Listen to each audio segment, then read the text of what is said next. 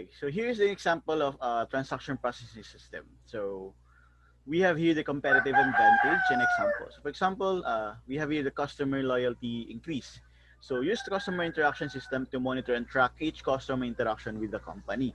So for example na lang doon sa ating mga online shopping na application wherein nagkakaroon tayo ng mga reviews doon sa mga binibili nating products. So nagkakaroon tayo ng interaction system para monitor natin kung nagugustuhan ba ng customers natin yung product na binibigay natin or hindi. Or tayo naman as buyers, nakikita naman natin kung maganda ba yung feedback ng other customers doon sa target natin bilhin. We have here the superior service provided to customers. So use of tracking system that are accessible by customer to determine shipping status. So mas malalaman nila, kumbaga inform sila kailan ba yung dating ng delivery ng kanilang mga in-orders. Better relationship with suppliers. So use of an internet marketplace to allow the company to purchase products from suppliers at discounted price. In terms of superior information gathering, use of order configuration system to ensure that products ordered will meet customers' objectives. Also, one of the competitive advantage is the cost dramatically reduced. Use of warehouse management system employing scanners and barcoded products reduce labor hours and improve inventory accuracy. And lastly, we have the inventory levels reduced, which use of collaborative planning, forecasting, and replenishment to ensure the right amount of inventory is in store. So we're able to maintain the level of our inventory na tama lang based on our required. Kasi if yung inventory natin is mas mababa, so possible magkaroon tayo ng problema in terms sa purchases ng ating mga customers. Kasi from the time na umorder sila, possible hindi natin sila mabigyan. But kapag sobrang dami naman ng ating inventory, so dyan, especially kung food, syempre, prone siya into spoilage and to disposal. But in terms of goods naman, ang mangyayari is parang pag sinabi kasi natin mataas yung inventory, parang natutulog kasi yung pera doon. Kumbaga, sa halip na mabenta siya, na-i-stock lang doon. So possible masira, maluma. So yun. So we have here also a simplified overview of transaction processing system. For first, we have the internally generated transactions wherein dito pumapasok yung ship orders, purchase orders, employee time cards, externally generated transaction, which is the customer's order, vendor invoices, and the customer payments. So the data entry and the input will be processed and will be transferred to our database. So the database will be updated.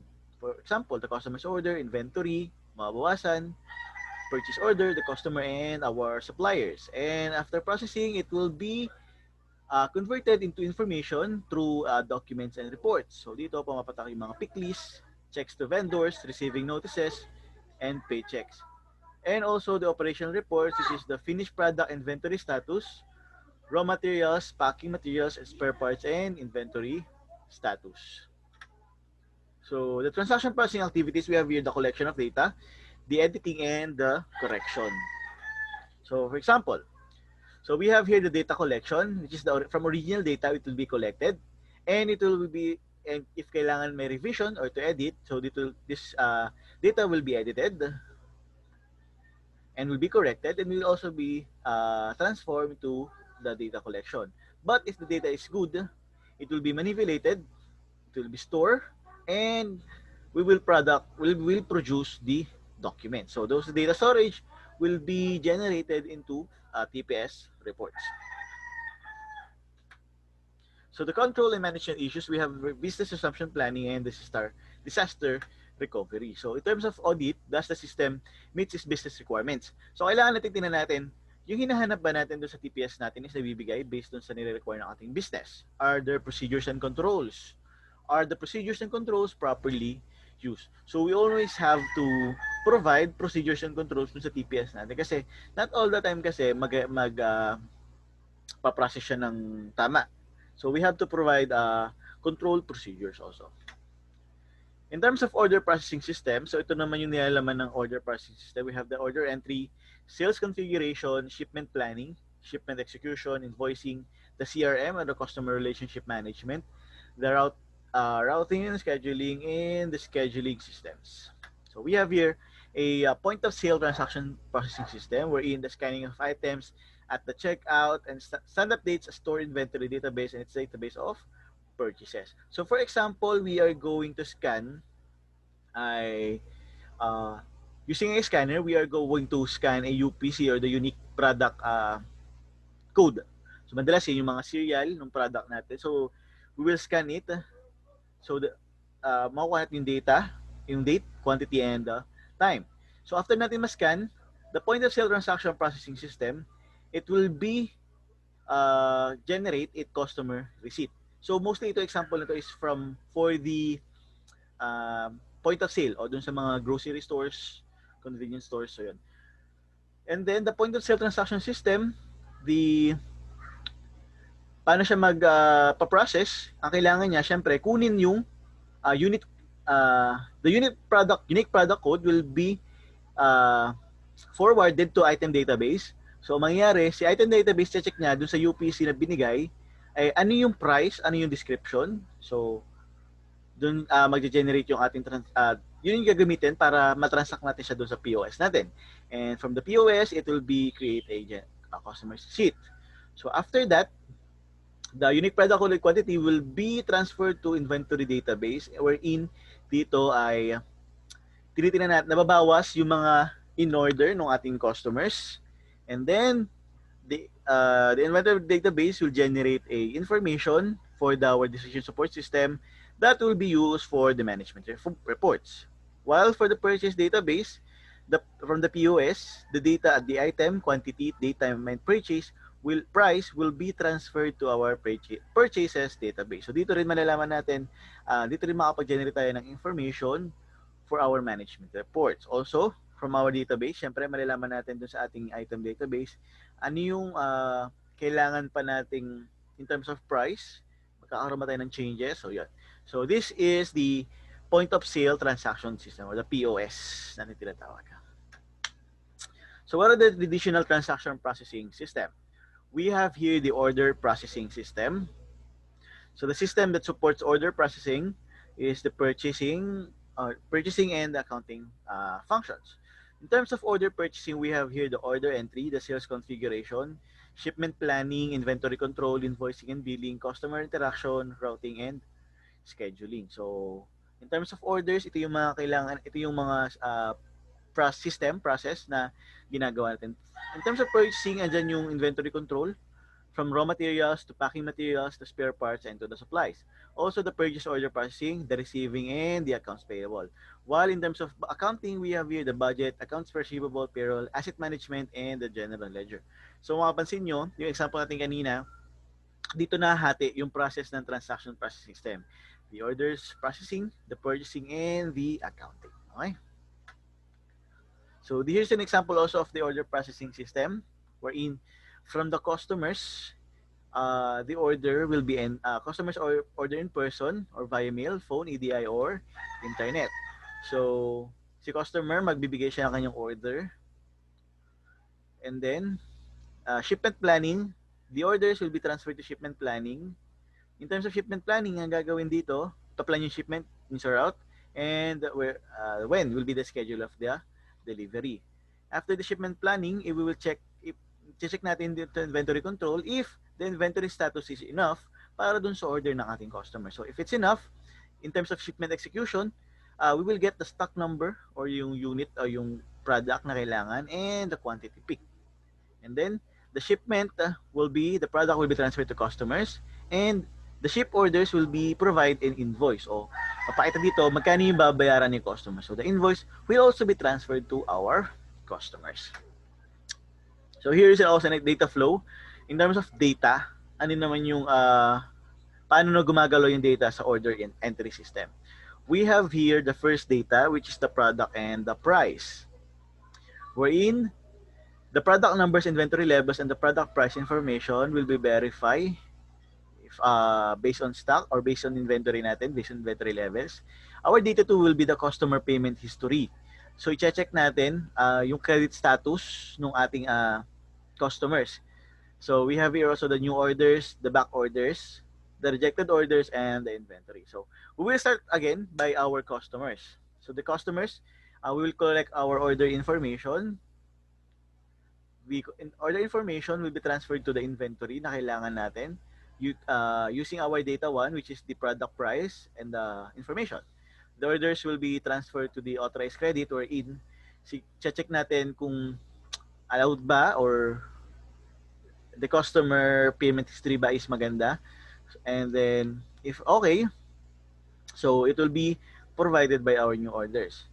So if hindi sapat yung ating inventory stocks, we will be having a back orders wherein we will notify our customers na magkakandak muna tayo ng back orders. When say back orders, ibig sabihin, ipo-provide, hindi natin agad ma-deliver yung product kasi kailangan natin munang i-manufacture, i-produce yung product kasi wala na tayo sa ating inventory. So the data for will be the back orders and we will notify our customers. If authorized na if yung credit is not authorized or hindi natin pinayagan makapag-purchase si customers dahil mayroon siyang problem in terms of payment, nagkaroon siya ng history, so it will be rejected and it will also notify our customers. Okay? So all the information we needed, all the data we needed is we have to provide customers notification. And our data file will be the rejected orders. Dito malalaman natin what are the reasons, ano ba yung reason kung bakit hindi na-reject natin yung order ng ating customers. Either wala tayong product or hindi authorized yung customers natin to purchase because of her or his customer payment history. So ito naman, pinapakita lang dito yung mga different documents na na-generate natin for transaction processing system. We have here the shipment planning, kung saan i-deliver, inventory status report. So madalas, all of transaction processing system is merong ganito. Malalaman natin ilan na lang yung laman ng ating inventory levels. And we can also check based on actual and what will be the discrepancy o yung pinagkaiba between the actual and our system-based information.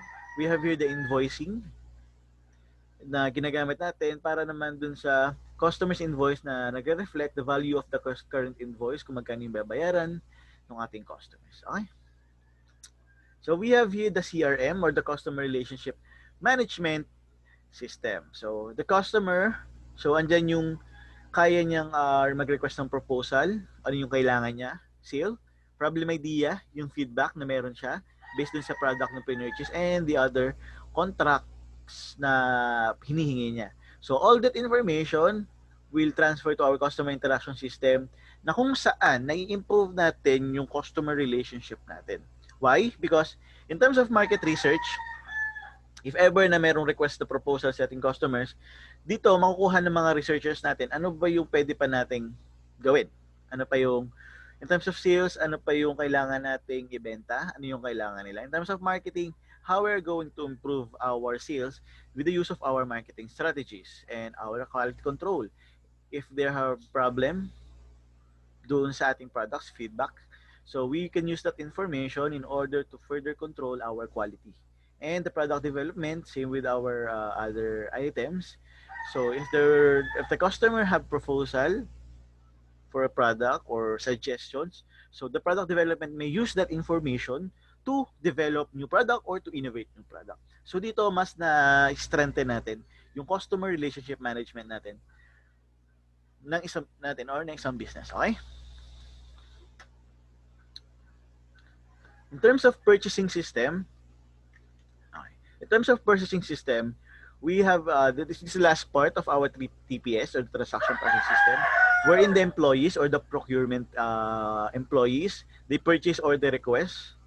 So purchase order request, we use the date information from our inventory control.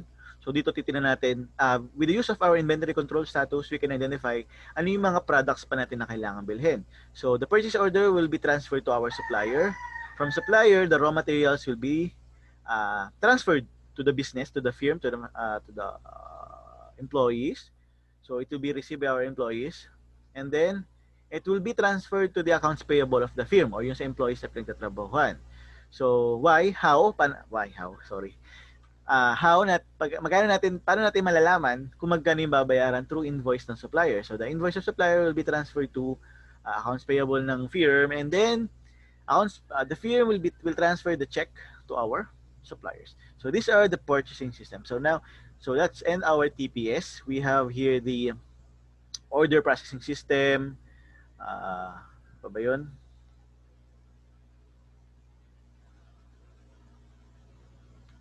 The purchasing transaction system, order processing system, and the customer relationship management. Okay? So, our next topic will be the decision support system. So, yun yung sinasabi ko kanina na kung saan the data will be converted into information para magamit natin in order to provide decisions dun sa ating day-to-day operation. So, on that note, ang ginagamit naman natin is the decision support system. Okay?